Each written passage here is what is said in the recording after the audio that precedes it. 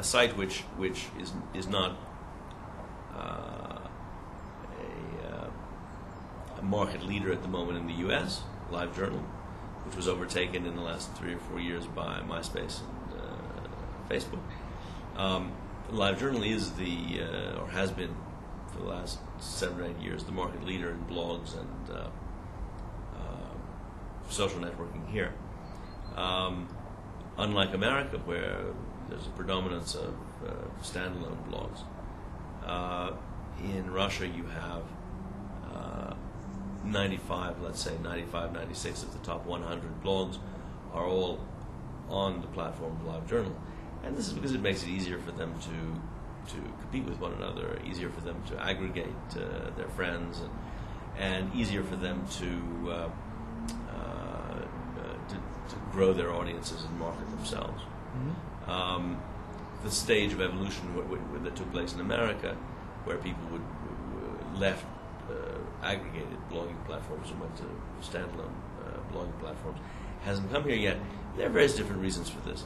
There are lots of interesting things that happen from country to country that are different because of the specific things that happen in different spheres. For example, in the United States, Hotmail was acquired before the internet bubble burst in 2000. Whereas in Russia, the financial crisis took place in 1998, and the Russian equivalent of Hotmail had not been acquired. So, for example, now there are 2 separate important sites in Russia. One is based on, it's called Mail.ru, and another is called, and the other 2 are Yandex and Rambler. And this triumvirate exists because there was a trimming back as a result of the crisis in '98. Unlike the trimming back because of the American crisis in 2000. Another difference between the Russian internet and the American internet is that there was an enormous amount of suffering and pain in America in the internet after the bubble burst in 2000. But in Russia, not that much money had been spent, and there weren't that many IPOs, and there were no IPOs at that time in the internet space, and so there were none of the enormously exaggerated valuations that caused so much agony in the internet world in America. So similarly, that different things happening at different times create different consequences. This is why all of the bloggers in Russia are still together on LiveJournal, and why they spun out and took on lives of their own in the United States.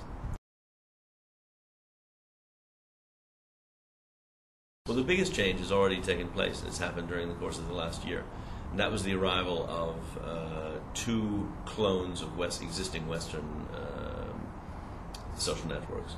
One is Odnoklassniki, and the other is Kontakte. Kontakte, for example, is a pixel-by-pixel clone of Facebook. And these 2 sites have just taken off and have surpassed, I believe, number 1 and number 4 site in Russia now. They're not about blogging, but they're certainly about a functionality that we see all over the world is intrinsic to human nature.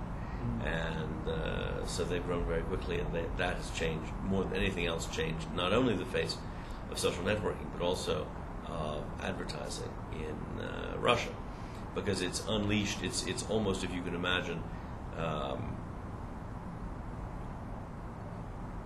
it's almost as if you were in a country where there were 4 or 5 very profitable diamond merchants, and then all of a sudden De Beers unleashed its reserves of diamonds. The price of diamonds plummets.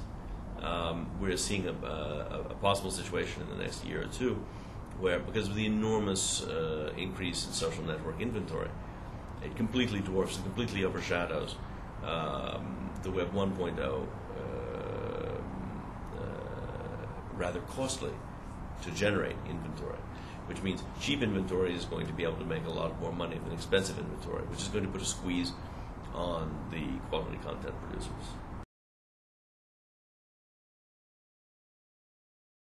Do you think that marketers here are ready to use social media for more than a new place and platform to deliver advertising? Oh, absolutely. They already do.